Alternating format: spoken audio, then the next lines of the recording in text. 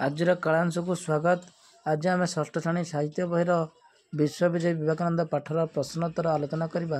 जो मैंने आम चैनल पर नुआ अच्छा से सब्सक्राइब करूँ और पाखर घंटी बटन को दबाई ऑल नोटिफिकेशन को ऑन करूँ। तेज आसतु यही प्रश्नोत्तर आलोचना करवा। क बिले कदली बाड़ी में बसबार कारण कौन? यार उत्तर है हनुमान केतेबेले आसिबे ताहा देखिबा बिले कदली बाड़ी में बसिथिले। ख बिलेर एपरि नाम काहींकि दिया जाइथिला? यार उत्तर है धर्मपरायणा भुवनेश्वरी काशीर वीरेश्वर महादेव को पूजा करी बिले को पाइथिले बोली तांकर एपरि नामकरण। ग नंबर प्रश्न रामकृष्ण नरेन को कौन बुझाई देथिले? उत्तर रामकृष्ण नरेन को बुझाई देथिले जे पृथ्वी रे सबु धर्म समान, मानव सेवा ही भगवान का प्रकृत पूजा। ख नंबर प्रश्न नरेन निज परिवार दायित्व किपरि संभाली थिले? यार उत्तर है नरेन शिक्षकता करी अभाव असुविधा मध्यरे अविचलित भावे निज परिवार दायित्व संभाली थिले। उ नंबर प्रश्न नरेन निज जीवन लक्ष्य को किपरि ग्रहण कले? यार उत्तर नरेन श्री रामकृष्ण आदर्श रे अनुप्राणित होई जनसेवा को ही जीवन लक्ष्य भाव में ग्रहण करनेले। 2 नंबर प्रश्न 2 नंबर उत्तर लेख विश्व धर्म सभा अमेरिकार केउं स्थान होइतिला? यार उत्तर है विश्व धर्म सभा अमेरिकार चिकागो सहर में अनुष्ठित होइतिला। ख नंबर प्रश्न विवेकानंद श्रोता मानक किपरि मंत्रमुग्ध कले? यार उत्तर है विवेकानंद भारतीय धर्म और दर्शन, हिंदू धर्म विशेषत्व और विश्व भारतर बाणी इत्यादि चमत्कार भाव में बुझाई श्रोता मानक मंत्रमुग्ध कले। ग पंडित माने ताहाकू मानव जातिर अलंकार बोली काहींकि कहिथिले? उत्तर चिकागो धर्मसभा विवेकानंद बुझाई थिले जे सबु मनीष होउचंदी ईश्वर संतान, तेणु आमे समस्ते भाई भाई, मानव सेवा ही ईश्वर सेवा। तांकर एभली कथा शुणी सेठारे उपस्थित थिबा पंडित माने ताहाकू मानव जातिर अलंकार बोली कहिथिले। घ रामकृष्ण मिशन अनुष्ठानटी कि लोकहितकर कार्य करुछि? यार उत्तर होउछि रामकृष्ण मिशन अस्पृश्यता निवारण, नारी शिक्षार प्रसार, सांप्रदायिक सद्भाव रक्षा तथा दरिद्र मानकर सेवा इत्यादि लोकहितकर कार्यगुड़िक रामकृष्ण मिशन अनुष्ठानटी करुछि। 9 नंबर प्रश्न विवेकानंद सारा देश में केउं वार्ता प्रचार करथिले? यार उत्तर होउछि विवेकानंद सारा देश में मानव प्रेमर एक नूतन वार्ता प्रचार करथिले। 3 नंबर सरल भाषा रे बुझाई लेख। क मानव सेवा ही होउछि भगवान प्रकृत पूजा। मानव सेवा ही होउछि भगवान प्रकृत पूजा। उक्त गद्यांशटी आम साहित्य पुस्तकर विश्वविजय विवेकानंद शीर्षक प्रबंधरू आनीत। यही प्रसंग रे लेखक डॉक्टर शुभेन्दु मोहन श्रीचंदन सिंह मानव सेवार महत्व विषय वर्णना करछंती। नरेन का बयस बढ़िबा संगे संगे से अधिक चिंताशील होई पड़िले। विभिन्न विषय रे तांको मनरे अनेक प्रश्न जात हैला। श्री रामकृष्ण साक्षात परे तांकर सबु प्रश्नर समाधान होइतिला। श्री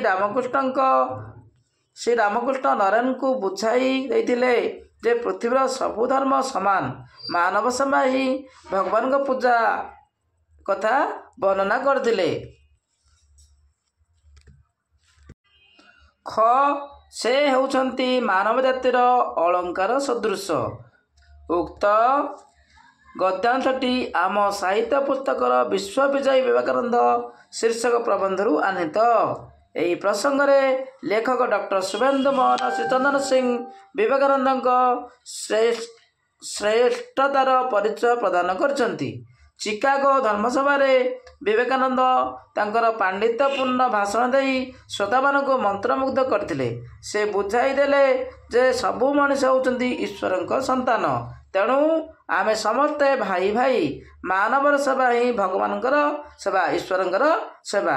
ତାଙ୍କର ଏଭଳି କଥା ଶୁଣି ସେଠାରେ ଉପସ୍ଥିତ ଥିବା ପଣ୍ଡିତମାନେ କହିଲେ, ସେ ହେଉଛନ୍ତି ମାନବ ଜାତିର ଅଳଙ୍କାର ସଦୃଶ। 4 ନମ୍ବର ପ୍ରଶ୍ନ, ହନୁମାନ ଅମର। ହନୁମାନ କଦଳୀ ଖାଇବାକୁ ସୁଖ ପାଆନ୍ତି। ଏଥିରେ ଦ୍ୱିତୀୟ ବାକ୍ୟରେ ହନୁମାନ ବଦଳରେ ସେ ବସାଇଲେ ବାକ୍ୟଟି ଶୁଣିବାକୁ ଭଲ ଲାଗିବ। ଏହି ସେ ହେଉଛି ଏକ ସର୍ବନାମ ପଦ।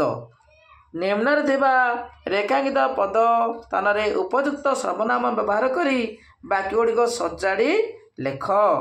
କ, ନରେନ୍ଦ୍ର ଛାତ୍ର ଭାବରେ ଥିଲେ ବିଚକ୍ଷଣ। ଅତି ସହଜରେ ପାଠ ସବୁ ନରେନ୍ଦ୍ରଙ୍କ ମନେ ରହିଯାଏ। ଏହାର ଉତ୍ତର ଆମେ ଲେଖିବା ସଜାଇ। ନରେନ୍ଦ୍ର ଛାତ୍ର ଭାବରେ ଥିଲେ ବିଚକ୍ଷଣ, ଅତି ସହଜରେ ପାଠ ସବୁ ତାଙ୍କର ମନେ ରହିଯାଏ। ଏଇଟା ନରେନ୍ଦ୍ରଙ୍କ ଜାଗାରେ ଆମେ ତାଙ୍କର ଲେଖିପାରିବା, କାହିଁକି ପ୍ରଥମରେ ଲେଖା ହେଇଛି ନରେନ୍ଦ୍ର, ତେଣୁ ଏଠି ଆମେ ତାଙ୍କର ବସାଇ ପାରିବା।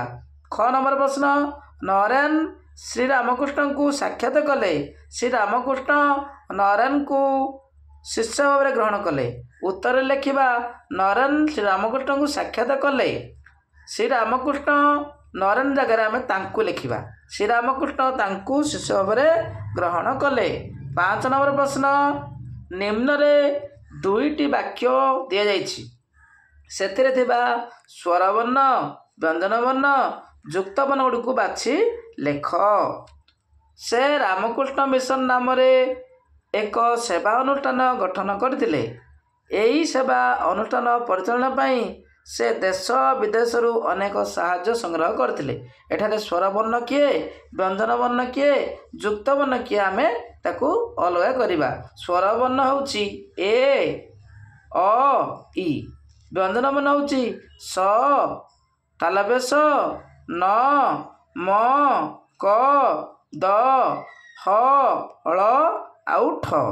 ସେହିଭଳି ଯୁକ୍ତବର୍ଣ୍ଣ କୃ, ଅଷ୍ଟ, ଅଷ୍ଟ, ଝିଅ, ଗର ଫଳା ଗ୍ର। ତାପରେ ଆମେ 6 ନମ୍ବର ପ୍ରଶ୍ନ,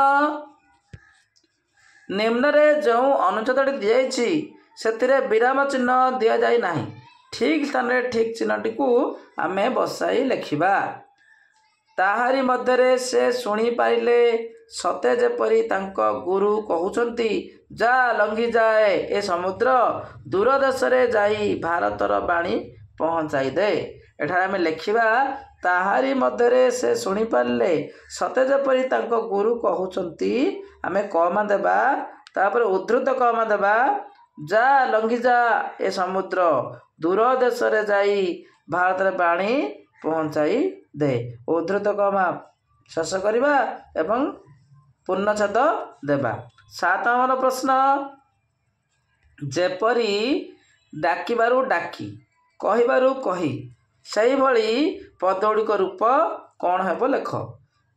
ଶୁଣିବାରୁ ଶୁଣି, ଜାଣିବାରୁ ଜାଣି, ବସିବାରୁ ବସି, ନେବାରୁ ନେଇ, ଦେବାରୁ ଦେଇ, ଖାଇବାରୁ ଖାଇ, ଦେଖିବାରୁ ଦେଖି, କରିବାରୁ କରି, ପଢ଼ିବାରୁ ପଢ଼ି।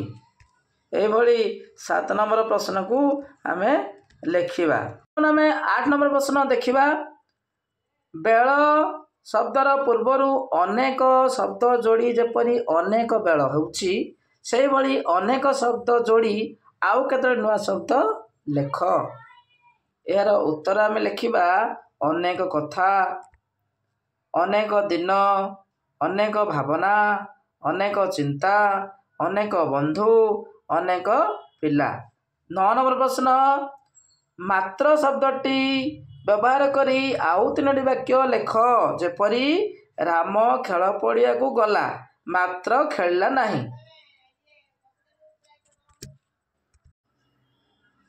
କ, ସେ ମୋତେ ଦେଖିଲା ମାତ୍ର କଥା କହିଲା ନାହିଁ। ଖ, ପିଲାମାନେ ସ୍କୁଲକୁ ଗଲେ ମାତ୍ର ବ୍ୟାୟାମ କଲେ ନାହିଁ। ଗ ଆମେ ନନ୍ଦନକାନନ ଯାଇଥିଲୁ ମାତ୍ର ଭୋଜି କଲୁ ନାହିଁ। 10 ଆମର ପ୍ରଶ୍ନ, ମୁଁ ଜାତ ଦେଖିବାକୁ ଯାଇଥିଲି, ଫୁଲରୁ ଫଳ ଜାତ ହୁଏ। ବାକ୍ୟ ଦୁଇଟିରେ ରେଖାଙ୍କିତ ପଦ ଦୁଇଟି ଶୁଣିବାକୁ ପ୍ରାୟ ଏକାପରି କିନ୍ତୁ ଅର୍ଥ ଅଲଗା। ସେ ଦୁଇଟି ଶବ୍ଦର ଅର୍ଥ ଲେଖ। ସେହିପରି ଏକା ଭଳି ଶୁଣାଯାଉଥିବା ଅଥଚ ଭିନ୍ନ ଅର୍ଥ ବୁଝାଉଥିବା ଆଉ ଗୋଟିଏ ଶବ୍ଦ ଲେଖି ବାକ୍ୟରେ ବ୍ୟବହାର କର। ଜାତ, ଜାତର ଅର୍ଥ ଯାତ୍ରା, ଜାତର ଅର୍ଥ ଜନ୍ମ। 80 ଏଠି ଖଣ୍ଡା, ଏ 80 ହେବ ସଂଖ୍ୟା ବିଶେଷ। ତରଣୀ ସୂର୍ଯ୍ୟ, ତରଣୀ ଦୀର୍ଘଇକାର ନୌକା। ଲକ୍ଷ୍ୟ ସଂଖ୍ୟା ବିଶେଷ, ଆଉ ଗୋଟେ ଲକ୍ଷ୍ୟ ଉଦ୍ଦେଶ୍ୟ। ତାକୁ ଆମେ ବାକ୍ୟ ଗଠନ କରି ଲେଖିବା। ସୈନ୍ୟମାନେ 80ରେ ଯୁଦ୍ଧ କରନ୍ତି। ମୋ ଜେଜେ 80 ବର୍ଷରେ ମୃତ୍ୟୁ ଲାଭ କଲେ। ଲୋକମାନେ ତରଣୀରେ ନଦୀ ପାର ହେଲେ। ସେ ମୋଠାରୁ 1,00,000 ଟଙ୍କା ନେଇଥିଲା। ଗୋପାଳ ଲକ୍ଷ୍ୟ ମହତ ନୁହେଁ। ତାପରେ 11 ନମ୍ବର ପ୍ରଶ୍ନ, ଚିନ୍ତା ଶବ୍ଦ ସହିତ ଶୀଳ ଲାଗିଲେ ଚିନ୍ତାଶୀଳ ହେବ। ସେହିଭଳି 5ଟି ଶବ୍ଦ ଶୀଳ ଲଗାଇ ଲେଖ। ଜ୍ଞାନଶୀଳ, ଧନଶୀଳ, ବୁଦ୍ଧିଶୀଳ, କୁଳଶୀଳ, ବୃତ୍ତିଶୀଳ। 12 ନମ୍ବର, ଉଦାହରଣ, ମୁଁ ସାହିତ୍ୟ ପଢ଼ିଲି, ଆମେ ସାହିତ୍ୟ ପଢ଼ିଲୁ। ସେହିଭଳି କ ପିଲାଟି ଆନନ୍ଦିତ ହେଲା, ପିଲାମାନେ ଆନନ୍ଦିତ ହେଲେ। ଖ ମୁଁ କଟକ ଯାଇଥିଲି, ଆମେ କଟକ ଯାଇଥିଲୁ। ଗ ସେ ଦିଲ୍ଲୀ ଯିବ, ସେମାନେ ଦିଲ୍ଲୀ ଯିବେ। ଆଶା କରୁଛି ଏହି ପାଠର ପ୍ରଶ୍ନୋତ୍ତର ଭଲ ଭାବରେ ବୁଝିଥିବ। ତେଣୁ ଆମର ଏହି ଭିଡ଼ିଓଟିକୁ ଦେଖିଥିବାରୁ ମୁଁ ଧନ୍ୟବାଦ ଜଣାଉଛି।